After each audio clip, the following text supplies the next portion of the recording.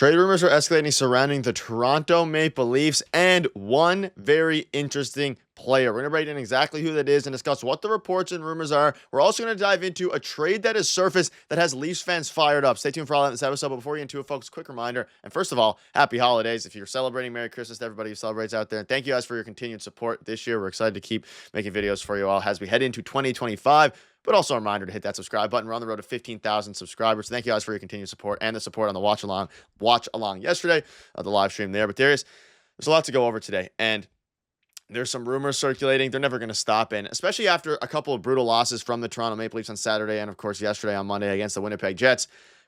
Fans are starting to get a little bit uneasy and a little bit antsy about making some upgrades, and rumors are starting to surface, and that was a sneak peek of the trade. Rumors are starting to surface surrounding Nazem Kadri. So report, the Maple Leafs are kicking tires on Nazem Kadri should Toronto pursue the star forward. Now, this was, of course, back a month ago today, actually. Their initial interest was reported, and we have some new rumors and reports that have dropped. We're seeing some new reports here. They need a Kadri. If they get him, they go against Florida and these playoff teams. It's going to be a different series. Everything he could do in his power. You go into the playoffs with Toronto Maple Leafs with Matthews at the 1, Kadri at the 2, Tavares at the 3. I'd probably switch those around. But I'll tell you what, if they get him and they go against Florida, it's going to be a different series. So before we get into some other new rumors and reports in the mock trade as well, I want to get your thoughts on this, Darius. They've been linked to him a month ago. They've been linked to him in the past couple weeks. People are starting to talk about it a little bit more. The biggest hurdle is, of course, his $7 million cap hit.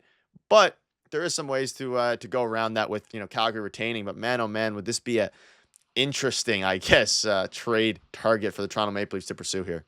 Yeah, we'll get into the cap implications in just a minute. But in terms of the fit, obviously having Nazem Kadri back in Toronto would be a fun idea. And I think a lot of Leaf fans or a portion of the fan base really, really want this to get done because he would help the team to a degree. Now, I don't know if adding Nazem Kadri to your second line as a second line center over John Tavares makes much sense, especially the way John Tavares has played this season. Like, I don't think that's a major upgrade. You're not going out and getting a second line center if you go out and get Nazem Kadri versus John Tavares. And we'll get into some trade scenarios in a bit because a lot has been thrown out there and obviously some retained salary and stuff like that. But after watching the last couple Leaf games, I've come to realize that this team absolutely needs another centerman, needs another piece up the middle of the ice. And I don't think it's a second line center. It's probably a third line center, but a real piece that has experience in the league that can solidify that third line and the lineup for that matter. So especially recently, there are some glaring holes and they need some more scoring. I've been saying that I think it's the way that they play, and I still believe that. I think they're still trying to hammer some things out of their game and some bad habits, and it's going to take some time as we head towards April and obviously the playoffs. But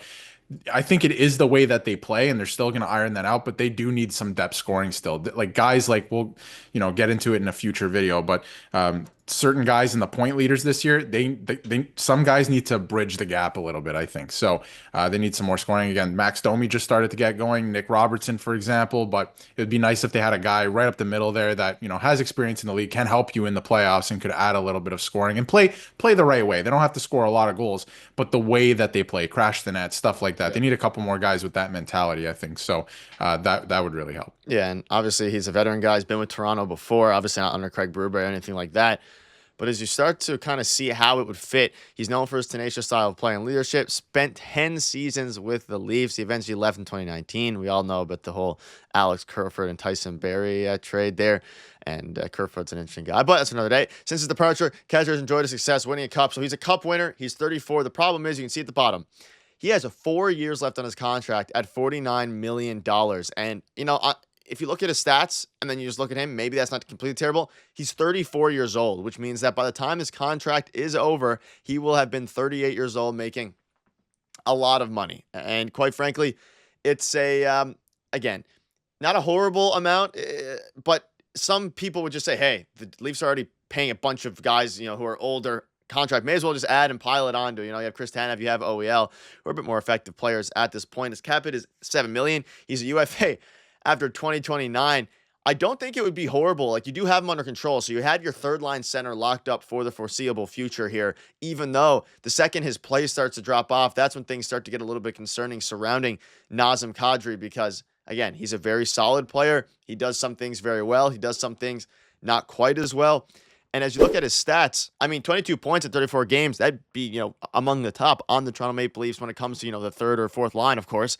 But He's still very effective, and he also just turned 34. So he fits into the age group with a lot of these guys Toronto has went out and signed here. But Darius, his stats look good. He's making a lot of money, which is a negative. But at the same time, if he continues to produce or starts to produce better a little bit, like John Tavares is this season, having a bit of a breakout year here, then maybe you would consider, if you're the Toronto Maple Leafs, making this trade and you have him on a long-term deal.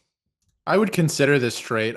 You know what? Before we get to that, having Nazem Kadri back as a Leaf would be a really feel-good story. If the salary cap didn't exist, any of that, I think he would help the team. And obviously, I think the fans would welcome him back and like to see him on the team. But that being said, the salary cap does exist. I would be okay with this trade or scenario where this would happen if there was some hefty retained salary here. Calgary retaining salary, a third team retaining salary.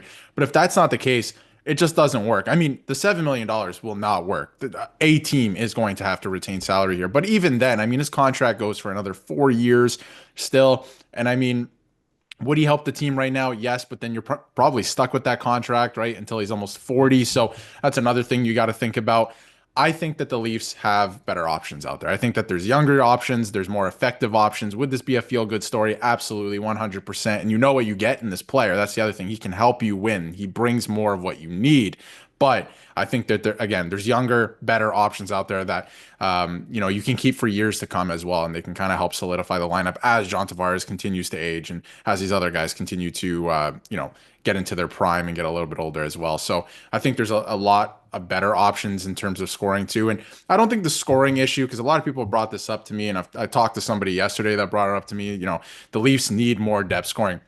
I don't know if it's that they need scorers playing in their depth as much as it is their play style. When it comes to the playoffs, they like to play around the perimeter. If they get away from that, and I think they did that against the Winnipeg Jets in their last game a lot, if they can continue to get away from that and get back to the ugly goals and crashing the net, they'll be fine. But they do need one more piece at center, I think. But I just don't think Nazem Kadri is it. Plus, before we move on, Calgary probably doesn't want to trade with Toronto. That's another thing as well.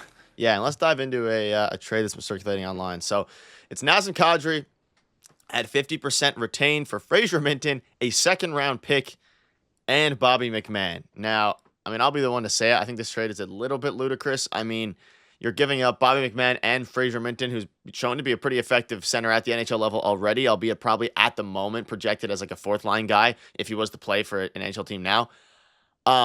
Darius has some fans fired up a little bit here. A second-round pick and Fraser Minton. And you're also giving up, which is kind of, again, Bobby McMann, who says he's a depth NHL forward, which he is at this point, but he's been very good for the Toronto Maple Leafs when healthy this year. Obviously, coming off of his injury, he looked really good in the first line in Austin Matthews' absence when he was running alongside Tavares and Marner/Nylander. What are your thoughts on this trade here? You'll be getting Nazem at $3.5 million per year, but you have to give up one of your top prospects, a second-round pick, and Bobby McMann. I could see Bobby McMann being a trade piece in a trade if they want to go out and get somebody who's going to be really effective, who has a lot of term, who's younger, and maybe even someone who can replace John Tavares. I could see that happening. But this trade itself seems to me like it was made like a Calgary Flames fan that did this, because this is ludicrous. You're getting Nazem Kadri, and yes, there's some retained salary, 50%, so 4.5 or whatever it is, ends up being 3.5. Fraser Minton, I don't think that the Leafs want to trade him at this point in time. He looked really good. Obviously, I think he will be an impact player in the NHL level, at the NHL level soon, but I wouldn't trade him in a trade for Nazem Kadri. That makes no sense to me. And then obviously a second round pick. That is a lot to give up for Nazem Kadri, even at $3.5 million. So a little ludicrous, that trade. Yeah, I don't think they'd do it Minton for a 34-year-old Kadri 1-for-1 at this point, let alone the second round pick and Bobby McMann. But albeit, let us know down below what your thoughts are on this. Do you want to see Nazem Kadri in a Toronto Maple Leafs uniform? And if so, what kind of package would you give up? Thank you guys for watching. See you later.